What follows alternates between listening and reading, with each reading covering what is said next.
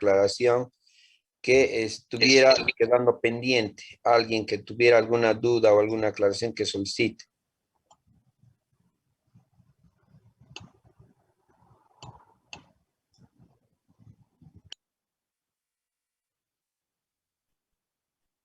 ¿No hay preguntas? Creo que no, doctor. Muy bien. Doctor, estaba diciendo que en tejido inflamado no se puede suturar. Sí. Ya les comento en este momento que vamos a hablar con lo que habíamos dicho. Si decimos que estamos en una perforación, el paciente nos dice en el antecedente que este paciente tenía un cuadro de dolor urente en el hipocondrio izquierdo permanente. Probablemente pónganse que pónganse que sea 2 meses, 3 meses, 1 año, 2 años, 3 años de dolor de tipo urente en hipocondrio izquierdo. Y el paciente siente sintomatología de irritación peritoneal, o sea, dolor, náuseas, vómitos, fiebres, calofríos, además de signos de irritación peritoneal de aproximadamente unas 5 horas atrás. Entonces, hace 5 horas que estamos pensando que se ha perforado. Entonces, nosotros consideramos que puede ser una herida solamente contaminada. ¿Por qué? Porque ha salido ya en este momento y se está contaminando en este momento. Y sabemos que tenemos que clasificar las cavidades abdominales quirúrgicas en contaminadas e infectadas.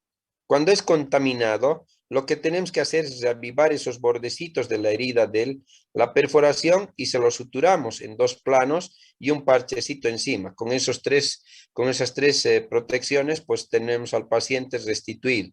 Y la restitución de la dieta es particularmente en aproximadamente 3 días aproximadamente, y el paciente tiene que estar nuevamente haciendo su dieta, inicialmente líquida, después blanda y después normal. Bueno, cuando hablamos después de que este paciente nos dice que la sintomatología se ha presentado después de aproximadamente un antecedente de unas 12 horas, 24 horas, y dice, doctor, ¿sabe qué? Me ha comenzado a doler la cavidad abdominal en forma difusa desde el día de ayer. Entonces ya no pienso en una herida que es, o una perforación de estómago que es solamente contaminado, sino ya es una peritonitis. Y en la peritonitis tenemos el líquido que es completamente purulento, con placas de fibrina y demás cosas. No solamente el líquido se hace purulento, sino también contamina y procede a lo que habíamos hablado en los pasos de todo proceso fisiopatológico que debe seguir un mecanismo de lesión, hace que nosotros podamos pensar que este tejido está en ese proceso de infección o una septicemia. Entonces, si yo quiero reavivar los bordecitos y suturar simplemente, el tejido que está alrededor de esta perforación va a estar completamente inflamado, infectado, va a estar con muchos gérmenes. Entonces, no me va a dar chance a que yo pueda poner los puntos en este lugar. ¿Por qué? Porque cuando yo ponga los puntos, es igual que suturar un queso, se va a comenzar a desgarrar, y vamos a tener nuevamente perforación de este estómago y salida de nuevamente líquido a la cavidad abdominal, y nosotros tenemos que volver a entrar al paciente para poder limpiar y suturar. Lo que tenemos que hacer es sacar todo este tejido inflamado o este tejido que está comprometido con proceso inflamatorio infeccioso, porque eso quiere decir que existen gérmenes en este tejido. Entonces hacemos la gastrectomía, le sacamos parte del estómago, un segmentito simplemente del tejido inflamado, o si no, hacemos hasta gastrectomías subtotales y restituimos este tejido con la restitución con Yedderux, lo que habíamos hablado en cirugía de derivación de vías biliares. Entonces, con esa salvedad, pues hacemos que, fíjense que aquí la diferencia, el líquido purulento ya no es de contaminación, aquí es amarillo verdoso, con placas de fibrina, el tejido esté inflamado, esté edematoso, y ahí la sutura no va a agarrar, o si va a agarrar, va a ser con desgarro de la sutura, y ahí sí no vamos a poder hacer nada. Vemos aquí completamente rojito, rosado la perforación. Aquí vamos a ver una perforación, pero con tejido blanquecino, con placas de fibrina. Aquí no voy a poder poner los puntos, no voy a poder suturar. ¿Qué tengo que hacer? Recorrer hasta un lugar donde pueda encontrar un tejido completamente rosado y pueda hacer resección y hacer la anastomosis de acuerdo a la conducta que tenemos. En este caso, fíjense, aquí yo lo único que estoy haciendo puntos continuos y anclados y en dos planos.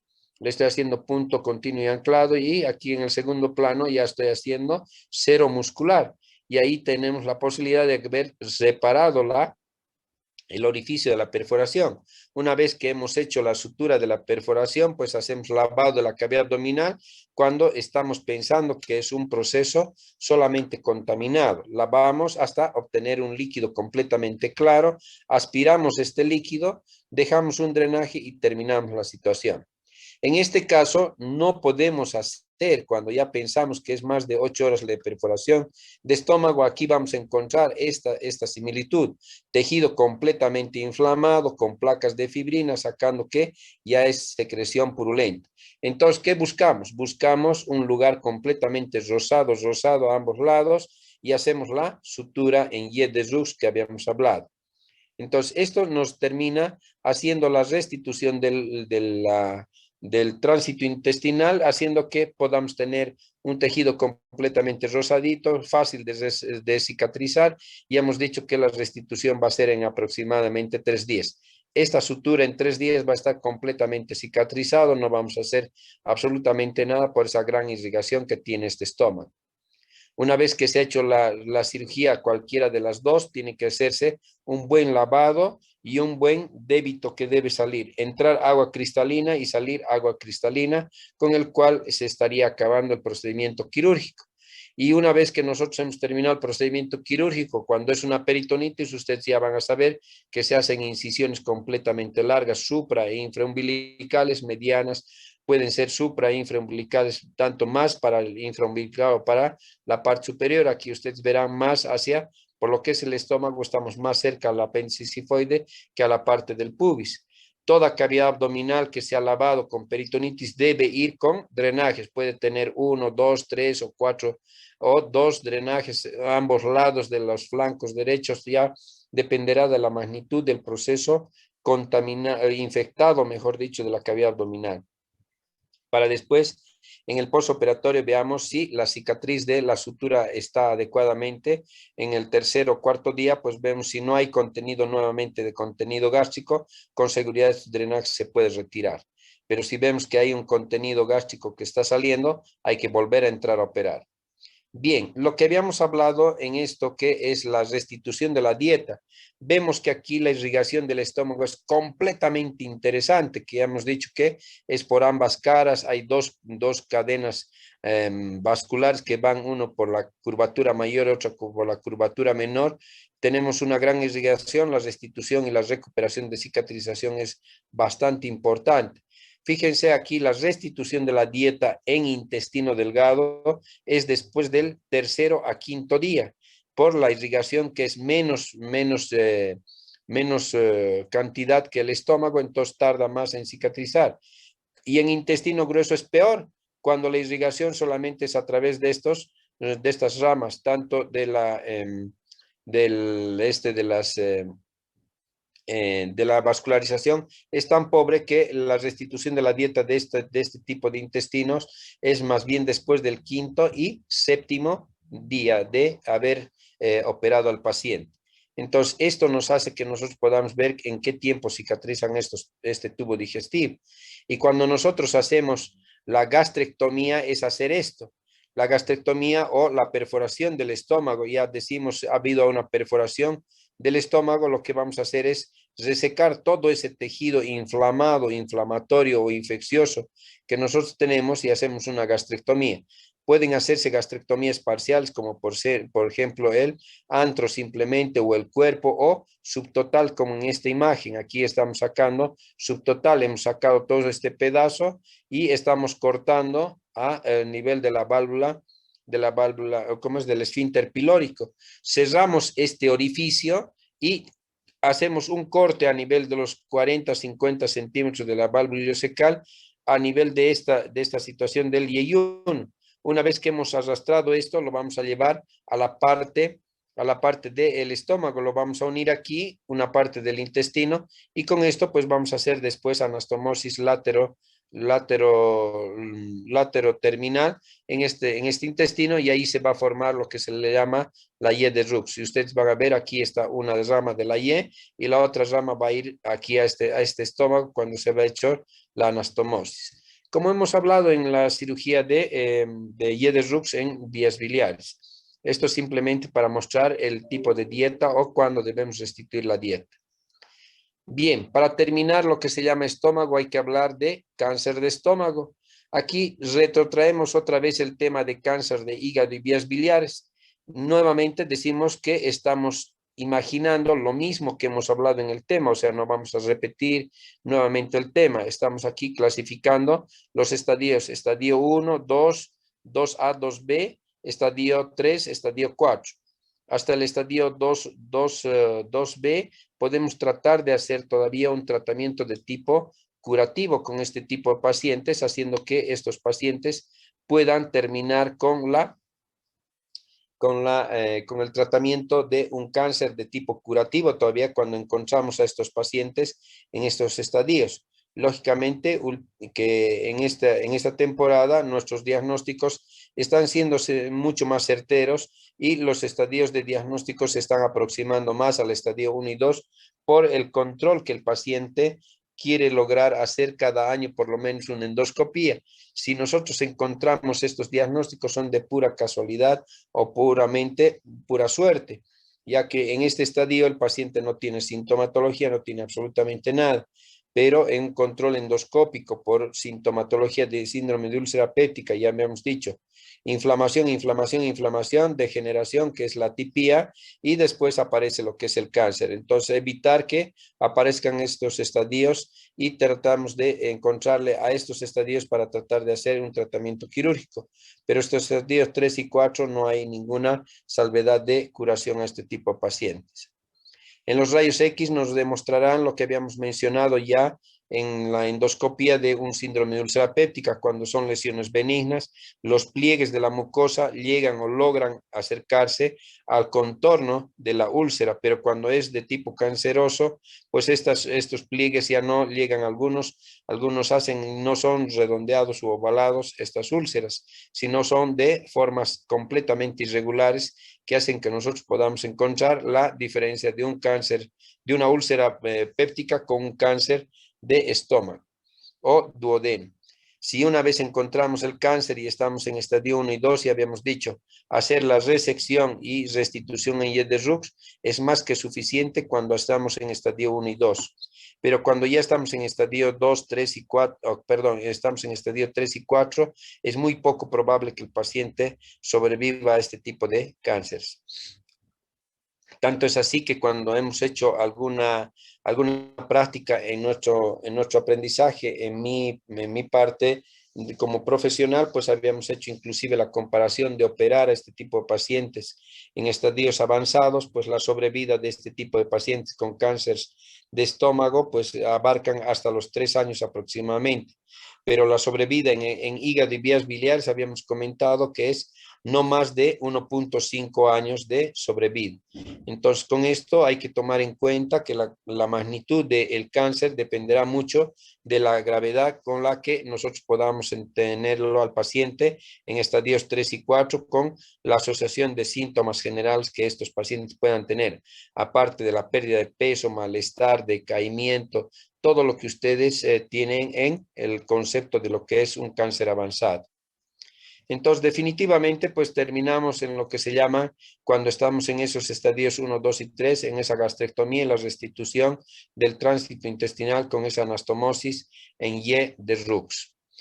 Entonces, con esto, pues habíamos acabado el tema de estómago. No sé si hay alguna pregunta o algo que no les ha quedado claro para poder aclararles en esta parte. Si no, pasaríamos al siguiente tema, que es apendicitis aguda. No, doctor. Todo Muy bien. tranquilo. Genial. Entonces, si no hay preguntas y todo está claro, pues lo que me queda es ahora avanzar el tema de apendicitis aguda. Este es un tema completamente común, es lo más frecuente que nosotros tenemos y ustedes van a hacer diagnóstico de apendicitis aguda matiné, tanda, noche tras noche y amanecida, como son médicos que vamos a trabajar de lunes a lunes, sábados, domingos y feriados, pues este tema de apendicitis aguda es el primer tema que uno tiene que descartar de toda patología de dolor abdominal. Cualquier paciente que acuda con dolor abdominal debe estar primero a descartar este tema que se llama apendicitis agudo. Por tal motivo, esta patología adquiere tanta importancia dentro de lo que se llama diagnósticos diferenciales. Tanto es así que nuestra historia nos hace ver que el diagnóstico de apendicitis aguda viene desde hace muchos años de vida y además de que tenemos cualquier cantidad de autores que hacen que nosotros hayamos visto que se habla de apendicitis agudas desde muchos años antes inclusive de Cristo. Definitivamente, pues llega hasta lo que nosotros podamos conocer en la historia con estos avances en lo que se llama nombre de todos los autores que puedan haber pasado en nuestra historia y sabemos que inclusive se han hecho estos diagnósticos y operados por primera vez y a nosotros lo recordamos como el famoso de un caso de autocirugía, conocido como Leonid Ivanovich Rogoso. Fue un médico ruso que participó en la sexta expedición antártica soviética de 1960 a 1961. Era el único médico destinado en la base Novolazakharovskaya mientras estaba allí enfermo y desarrolló una apendicitis que se obligó a practicarse una apendicectomía, él personalmente. Eso lo convirtió en un famoso de los casos de autocirugía. Fíjense que desde hace muchos años hace que nosotros podamos tener que el diagnóstico de una apendicitis aguda termina en cirugía. Definitivamente, cuando hablamos de una apendicitis aguda, lo primero, siempre debe sospecharse en pacientes que se quejan de dolor abdominal y signos de irritación peritoneal en una apendicitis aguda. Si viene un paciente con dolor abdominal, sea desde recién nacidos hasta viejitos o de tercera o cuarta edad, entonces hay que pensar siempre en una apendicitis aguda. Es muy frecuente en los jóvenes y confunde y traiciona a toda edad. Van a ver que cuando nosotros hablamos de se confunde y se traiciona a través de lo que es la edad, ustedes van a ver que van a tener pacientes en pediatría. Fíjense que un paciente que va a venir a una consulta y esto les va a hacer, y esto basado en la experiencia inclusive con esta realidad, yo en este momento ya tengo como 28 años de aproximadamente de trabajar en lo que se llama cirugía de cavidad abdominal, la guagua más pequeña que he podido operar, apenas tenía 3 meses de vida, en el cual nosotros hemos encontrado una apendicitis aguda. Ustedes vayan y pregunten una sintomatología, una guagua de 3 meses, ¿qué va a pasar? Lo único que va a sentir es, van a tener al paciente o al paciente pediátrico, es que apenas llora y llora y llora y llora y no sabe qué es lo que tiene. Pero nosotros tenemos la capacidad de poder hacer un diagnóstico certero de hasta de un 99.9% de una apendicitis aguda. Confunde también a cierta edad cuando nosotros nos encontramos con los pacientes adultos o con la senectud, cuando sabemos que el dolor en este tipo de pacientes, el umbral del dolor está tan bajo que hace que la persona más adulta que he podido operar en este momento es una hermanita, una monjita o una religiosa de 90 años de edad que habitualmente tenía los signos de irritación peritoneal, se entró a hacer la cirugía de la cavidad abdominal como una laparotomía y nos encontramos que era una apendicitis aguda complicada con plastrón y una peritonitis localizada. Entonces, fíjense que confunde la situación de la clínica en este tipo de casos cuando el paciente pueda referirte a la sintomatología o cuando el umbral del dolor está bajo, como en las personas adultas. No hay manera de impedir la mortalidad de este tipo de pacientes, ya que cuando nosotros vemos a este tipo de pacientes, pues este tipo de presentación de una apendicitis aguda no es que es una enfermedad, es mucha mala suerte que a uno le pueda ocurrir una apendicitis aguda. Y encima nosotros tenemos la posibilidad de que llegamos tarde al diagnóstico o el paciente llega tarde a la consulta, ya que el paciente antes de acudir a tu consultorio pues pasa por el curandero, el cagodor, el mantero, la farmacéutica y demás cosas, y nosotros tenemos al paciente con una peritonitis completamente generalizada o una peritonitis con abdomen en tabla, en este caso con una septicemia, con una falla multiorgánica, y el paciente está a un pie de morirse. Y si nosotros no logramos hacer un diagnóstico certero de este tipo de pacientes, la mortalidad está en nuestras manos. Entonces, definitivamente lo que nosotros tenemos que hacer es de llegar a ese diagnóstico con la calidad de la clínica que nosotros tenemos, el examen, la calidad del examen físico que vamos a hacer para poder evitar que este paciente tenga este desenlace fatal. Entonces, prevenir la mortalidad es la apendicectomía antes que se produzca la perforación o la gangrena del apéndice. Si nosotros logramos hacer el diagnóstico presuntivo o el diagnóstico certero con ese 99.9% y decimos este paciente está con una apendicitis aguda y tomas la conducta adecuada antes de que se haya perforado o se haya gangrenado y no ha logrado llegar a una peritonitis, el paciente no tiene por qué morirse. El paciente va a salir sano completamente con el procedimiento quirúrgico que se llama la apendicectomía. Tanto es así que en alguna medida esto hacemos comparación con la tétrada de Celsius, cuando tenemos un absceso. Como tenemos un absceso, cuando hacemos un tratamiento de un absceso, decimos absceso drenado, absceso curado. Es en este caso, decimos apendicitis aguda diagnosticada, apendicectomía, apendicitis aguda curada.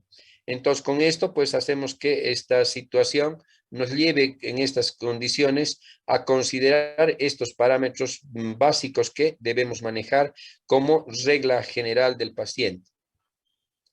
Definitivamente, dentro de lo que es la embriología y la anatomía, sabemos que el apéndice, el ilio y el colon ascendente derivan del intestino primitivo. Sabemos que este intestino primitivo aparece de esa gema que crece tanto en la parte superior como en la parte inferior, que sabemos que cuando habíamos hablado en tema de abdomen agudo, habíamos dicho de esta parte, cuando habíamos hablado que este intestino está apareciendo junto con la aparición de este apéndice, junto con el ilio en el colon ascendente, que derivan de este intestino primitivo, haciendo que la elongación de la parte primaria hace que, como es el apéndice es un órgano linfoideo, arrastra una parte de este tejido, de este crecimiento del intestino, hacia la parte de la boca, llegando a determinar las amígdalas en la parte superior para poder hacer un diagnóstico diferencial por esta situación embriológica.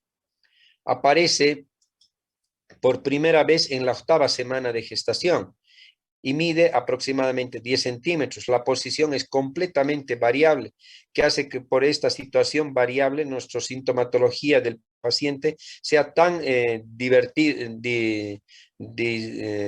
difusa, a veces tan compleja, que varía de un paciente a otro, y esta variabilidad hace que nosotros entendamos que esta posición del paciente y la ubicación del apéndice pues va a hacer que nosotros entendamos por qué estamos diciendo que es complejo y es difícil de hacer un diagnóstico en una apendicitis aguda, que cuando nosotros abrimos la cavidad abdominal nos encontramos con ese dicho de todos los cirujanos: apertura de la cavidad es igual que abrir una cajita de sorpresas. Uno sabe que abrimos la cavidad abdominal y no sabemos qué nos encontramos ahí adentro.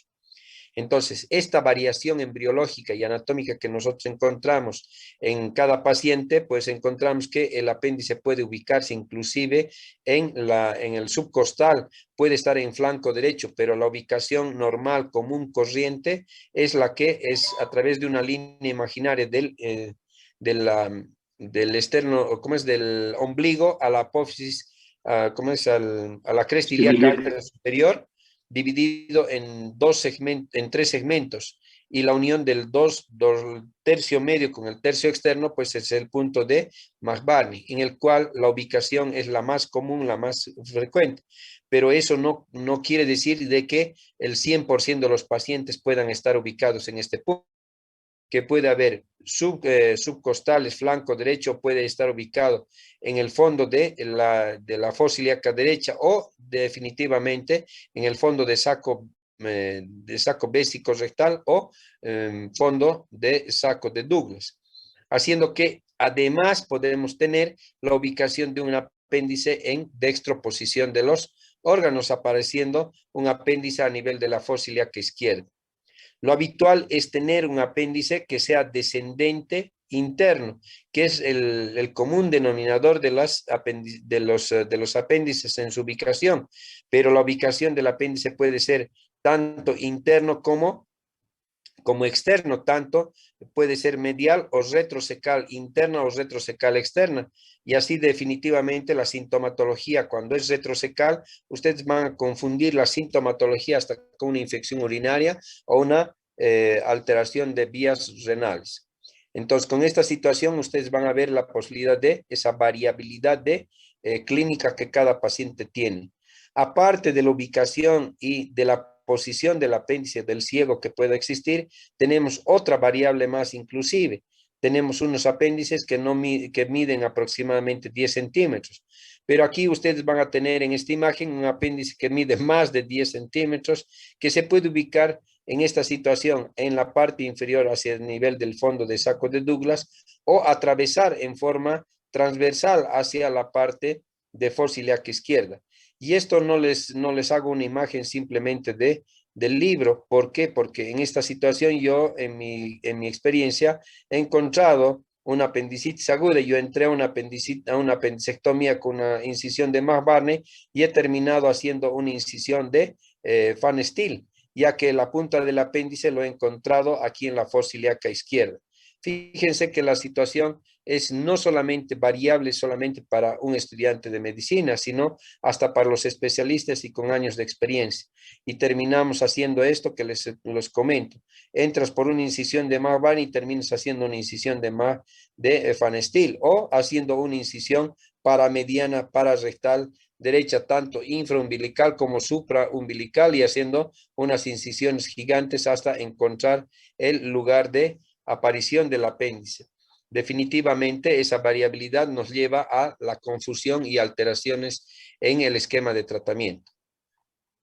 Se presentan células calciformes productores de moco a través de lo que es la embriología, y la submucosa contiene folículos linfoideos desde un número de aproximadamente 200, y estos a los 12 o 20 años terminan su función para maduración de los linfocitos B.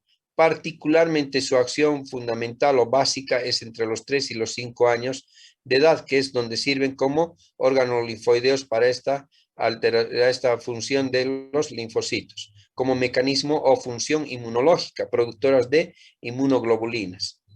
Dentro de la estructura del apéndice, pues tenemos la estructura anatómica. Como todo tubo digestivo, consta de lo que se llama serosa, capa muscular, y la capa muscular tiene circular y longitudinal, y finalmente tenemos la mucosa. Y la mucosa, ya lo hemos dicho, que tiene esta mucosa y submucosa que contienen este tejido linfoideo para funcionar en la parte inmunológica. Y ustedes verán aquí que todo tubo digestivo consta de lo que habíamos dicho: serosa, muscular y la submucosa, o la mucosa y la submucosa. Como en todo tubo digestivo, el intestino, el apéndice tiene su secreción de moco en esta cantidad o este lumen del apéndice. Bien, la irrigación está dado a través de lo que se llama la arteria apendicular.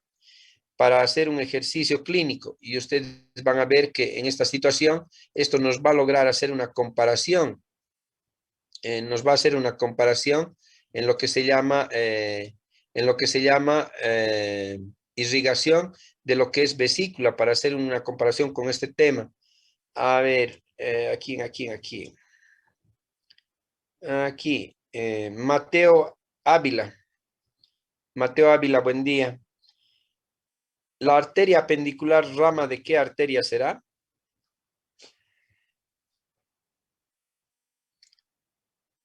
Mateo. Mateo, buen día. Doctor, buen día. ¿Me puede repetir? No he escuchado bien. Hola, doctor. La arteria pendicular rama de quién será? Gas inferior o Ya. hipogas inferior. ¿De la mesentérica superior? De la mesentérica superior. ¿Alguno otro que pueda ayudarle? Rama de quién? Iliocólica, doctor. ¿Perdón? Iliocólica. La ilio seco cólica, ¿verdad? Ya, lo que nosotros vamos a tener, la irrigación es así. Si nosotros juntamos estos tres elementos, hablamos de ilio seco apendicular, rama de la mesentérica superior, ¿verdad? Entonces ustedes van a tener la apendicular había sido rama de la ilio seco apendicular, rama de la mesentérica superior. La mesentérica superior, rama de la aorta abdominal. Fíjense la cantidad o la distancia del camino que tiene que recorrer esta rama mesentérica superior. Viene a irrigar estas tres ramas para convertirse en apendicular. Una rama apendicular. Entonces, ustedes van a tener la posibilidad de que tengamos suerte de que encontremos la irrigación completamente pobre.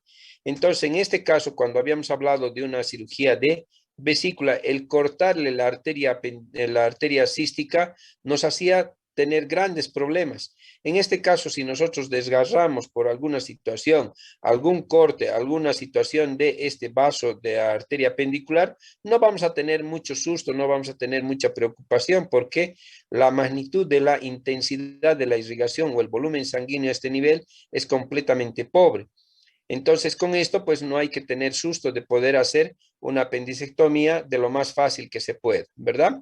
Entonces, con esto, pues estoy haciendo una comparación del camino de una arteria cística. Tenemos la hepática común, la arteria cística que hace que tengamos menos de 10 centímetros en esta situación y la intensidad del flujo sanguíneo a este nivel es bastante importante.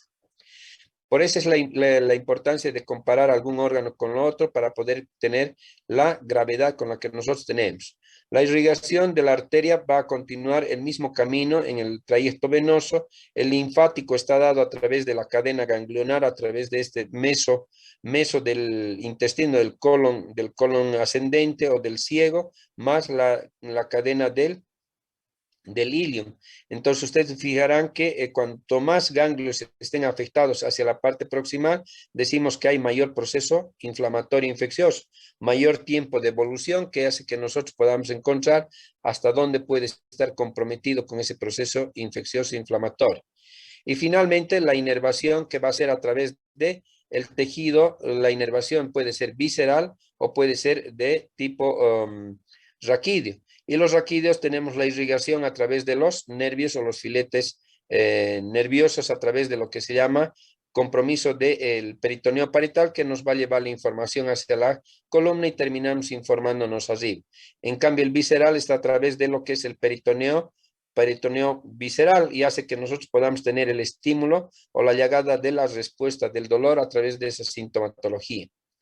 Por si acaso, lo que nos queda es acordarnos de esta inervación, por qué cuando tenemos una apendicitis aguda se produce el mecanismo de obstrucción, cuál va a ser el camino que nosotros tenemos que tener en la respuesta del dolor del paciente, lo que hace que el paciente te exprese dolor de tipo espasmódico en fosa ilíaca derecha. Se produce el mecanismo de obstrucción, la información va a ir este camino. Ustedes verán aquí esta es la raíz del mesenterio que ustedes tienen hacia lo que se llama el epigastrio. A través de este mesenterio llegan estos filetes nerviosos hacia lo que nosotros conocemos el plexo solar. Este plexo solar había sido la estación de el dolor, la estación de la respuesta al dolor que nosotros tenemos o la respuesta al mecanismo de lesión que se está ejerciendo. Si ustedes ven este paquete nervioso que nosotros tenemos con el plexo solar, van a mandar filetes nerviosos por toda la cavidad abdominal. Por eso es que cualquier información de cualquier irritación de toda la cavidad abdominal, ¿dónde va a empezar la sintomatología? Va a empezar en epigastrio. Nuevamente vamos a tener la respuesta hacia el dolor a través de este camino que se llama la raíz del mesenterio para ubicarnos el dolor de epigastrio hacia la fosa ilíaca derecha. Si nosotros vamos a seguir otro camino, otro trayecto, otra vía de inervación, no nos va a llevar al lugar de el dolor nos llevará directamente a este lado, como por ejemplo a un sigmoide. El camino del trayecto, las fibras nerviosas están yendo hacia el lado izquierdo. En cambio, en este caso, pues el filete nervioso va hacia el lado derecho y hacia lo que es el apéndice. Pero seguimos esa idea. Entonces, por eso es que la explicación del dolor del paciente va desde epigastrio hacia la fosa ilíaca derecha. Entonces, viendo ya la fisiopatología, siguiendo el esquema de presentación del tema, vemos las causas de una apendicitis aguda. Las causas principales es la obstrucción de la luz del apéndice. ¿Qué cosas nos van a producir la obstrucción del apéndice? La hiperplasia de folículos linfoides. Un proceso irritativo inflamatorio nos va a producir un proceso de hiperplasia de folículos linfoides que hace que pueda producir una obstrucción. Lo particular, lo común, lo más general, casi el 90% está determinado a través de los coprolitos. Pero también la presentación de obstrucción puede ser presentada a través de los parásitos, particularmente Oxyurus, Enterobius vermicularis. Generalmente está presentado a través de los ascaris, pero también puede haber por la tenia o entomeba histolítica. Y los cuerpos extraños muy raramente, particularmente las semillas ovarios. Hoy en día en boga está lo que se llama la semilla, que es la chía. Generalmente nosotros lo que tenemos que ingerimos partículas tan pequeñitas como es la semilla de la chía, pero con la presencia del líquido, los líquidos o los jugos gástricos que nosotros tenemos hacen que estas partículas de semilla se hidraten y aumentan de volumen, y ese aumento de volumen produce la impactación de la semilla en el orificio en el cuello del apéndice, y ese nos va a producir lo que nos hace la obstrucción del lumen del apéndice, y ahí desencadena lo que se llama la apendicitis aguda. Y finalmente los cánceres que pueden ser como causa de obstrucción. Bien, en este momento tengo aproximadamente 2 minutos simplemente de permiso por el Zoom. Quedaríamos aquí con la clase para continuar la siguiente, el día martes por si acaso, con el tema de apendicitis aguda, y continuamos con el tema de obstrucción. Si hay alguno de las personas que pueda estar adelantando en esa lectura, pues para la siguiente clase terminamos con esos temas. Bien, quedaría en esta clase aquí, y tengan ustedes muy buen día, un buen fin de semana, y nos reencontraremos a través de este Zoom el día martes. Muy buenos días y Doctor, gracias. Hasta luego. Gracias, doctor. Tenga un buen día. Gracias, doctor. Que tenga buen Gracias, día. doctor. Un buen día. Semana. igual.